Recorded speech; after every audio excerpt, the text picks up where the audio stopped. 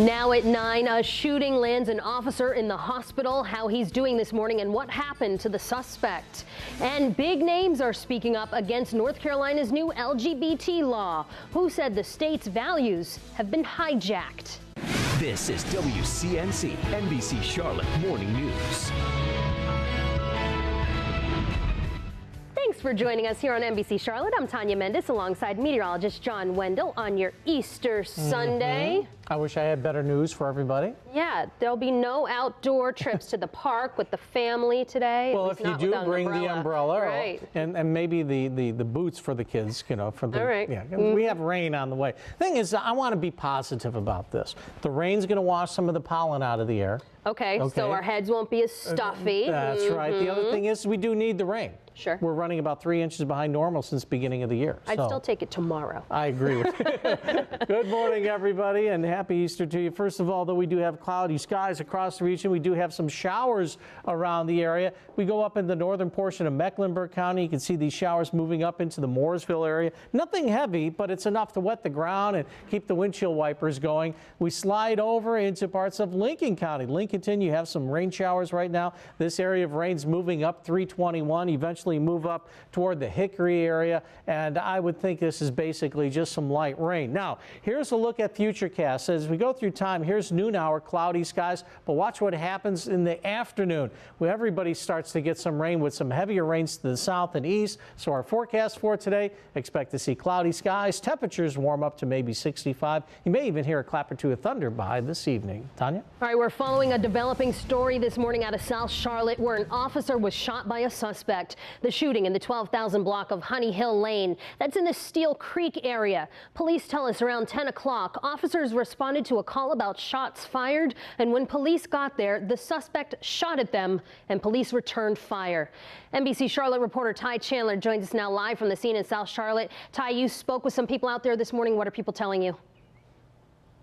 Well, you know, residents at the Steel Creek apartment complex say it was a terrifying night. They say bullets were flying everywhere as a suspect and police exchanged gunfire. Look at this door riddled with bullets, this door of this townhouse. We understand from neighbors this is the door, this is the townhouse where it all started. Now, it's not clear if the shooter actually lived at this townhouse, but we do understand, according to police, that he shot a man after having a dispute, and almost immediately, once police arrived, he opened fire on officers. Now, Lieutenant Andrew Harris, one of the first officers on the scene, he was hit in the abdomen area, and from what we've been told, he was wearing his bulletproof vest. This really helped a great deal in minimizing the injuries of Lieutenant Harris, who was a 24-year veteran with the department working here in the Steel Creek area. Now, of course, police did return fire. They hit the suspect, and all of this exchange definitely scary and frightening for many of the residents here. They say that they had to duck for cover, and many still shaken up this morning. The moment I saw them arrive on the scene, I felt a lot better. But once I saw, you know, the suspect come out, I thought it was over.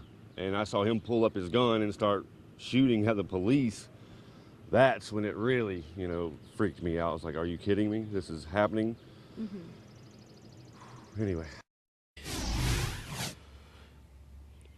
And police have not identified that suspect. We do understand his injuries were initially considered life-threatening, but we just heard from police and his condition has been upgraded. The officer also doing okay, and the initial victim in this shooting, we understand his injuries are not considered life-threatening. But still, there was a lot of gunfire that happened in this shooting, so there's the possibility for collateral damage very huge. We understand that there's this van here that one of the bullets actually ricocheted, hitting the gas tank, and the fire department, they were here not too long ago trying to deal with that. Also, some of these bullets hitting some of these homes in this area, so definitely a very scary night for a lot of the folks living here in this community. That's the latest here in Steel Creek. I'm Ty Chandler, NBC Charlotte. All right, Ty, thank you. Pretty frightening stuff. We'll check back in with her in the next half hour.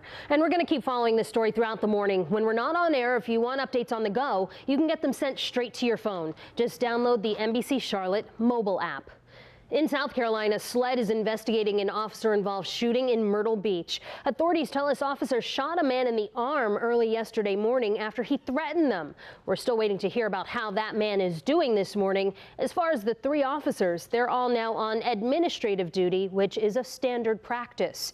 This is the 11th officer-involved shooting so far this year in South Carolina.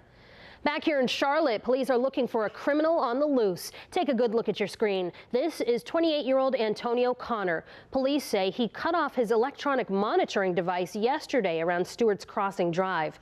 Connor was wanted on warrants for car theft, breaking and entering, and domestic violence charges. If you see him, call police right away.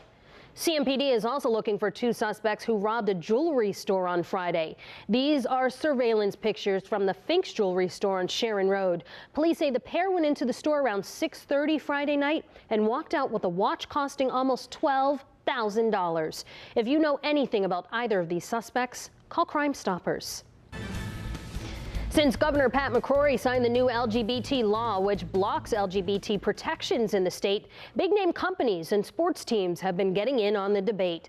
Well, now the presidential election has found its way in. Democratic frontrunner Hillary Clinton is the latest big name to publicly criticize the law. She tweeted out last night, "What happened in North Carolina is the latest reminder that the fight for LGBT equality is far from over." Clinton is the first presidential candidate to speak out on the decision, and the battle isn't slowing down. Charlotte's mayor, Jennifer Roberts, is now speaking out on the issue, taking her thoughts to the national level. She went on MSNBC for an interview, and she slammed the law. What they did was sanction discrimination against our LGBT community. I think that our values have been hijacked by some political moves by some extremists at a certain point. The LGBT community and supporters are continuing to rally and protest. There's always the possibility that those groups will challenge with a lawsuit, and that could come as soon as tomorrow. Even people on the West Coast are going after North Carolina lawmakers. The mayor of San Francisco is banning city workers from coming here. San Francisco Mayor Ed Lee said in a statement that coming from a city that has a large gay and lesbian population, he could not support what he called legally sanctioned discrimination. One person that's not okay with Ed Lee's decision, evangelist Franklin Graham. He's been supporting the measure since the governor signed it into law Wednesday night. Graham's latest tweet called for people to, quote, check out the real facts for a dose of reality. And later this morning, we're going to dive further into the details about the new law when Flashpoint returns. Hear from both sides of the argument as they debate over the controversial law and what it means for the Queen City and businesses here. It starts this morning at 11 o'clock, right after Meet the Press. Right now, we're working to find out more about a closed session the Charlotte City Council is holding tomorrow. We first learned about this last night. No official word on what council members are even going to be discussing, but we're going to keep making some calls.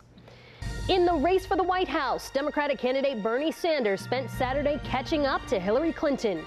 Voters in Alaska, Hawaii, and Washington cast their votes yesterday, and all 3 states went for Sanders. But that doesn't mean his battle against Clinton is over. NBC News correspondent Chris Pallone shows us how the numbers broke down and where the race on both sides stands moving forward. Vermont Senator Bernie Sanders celebrating projected wins in the Alaska and Washington state caucuses Saturday. That is what momentum is about. The victory's exactly what Sanders needed after losing to frontrunner Hillary Clinton in 5 states just 11 days ago. Sanders did pick up delegates then in the Democrats' proportional contest, but nearly keeping pace wouldn't win him the nomination. Sanders in Wisconsin says that's all changed. We are making significant inroads in Secretary Clinton's lead. We have a path toward victory. Sanders tends to do well in states with caucuses and smaller percentages of minority voters. An NBC News analysis shows Sanders needs to win about 58% of remaining delegates to become the Democratic nominee. Not impossible, but improbable given Clinton's base of loyal supporters. And this is the woman that I would see be president. Republicans next vote April 5th in Wisconsin. As the 3 remaining candidates stump for votes there, anticipation is building for who, if anyone, Governor Scott Walker will choose to endorse. Senator Ted Cruz picked up the backing of a former Texas rival, David Dewhurst. Cruz beat him in a 2012 race for Senate. And that was then, this is now. Ted Cruz and David Dewhurst are 2 different people. We're both identical, almost identical in our views, and we're both conservatives. Dewhurst said Cruz is best poised to bring Republicans together and win the White House after a nomination fight which is becoming uglier by the day. Chris Pallone, NBC News. Who wins the nomination comes down to delegates. So let's get a look at the numbers. Clinton is still leading Sanders with 1,669 delegates. Sanders has 984 after yesterday's races. A Democrat needs 2,383 to win the nomination. Coming up, suspects charged, who authorities are pointing to in the investigation into the terror attacks in Brussels. And details on an American couple killed in those attacks, what they were doing when the bombs went off.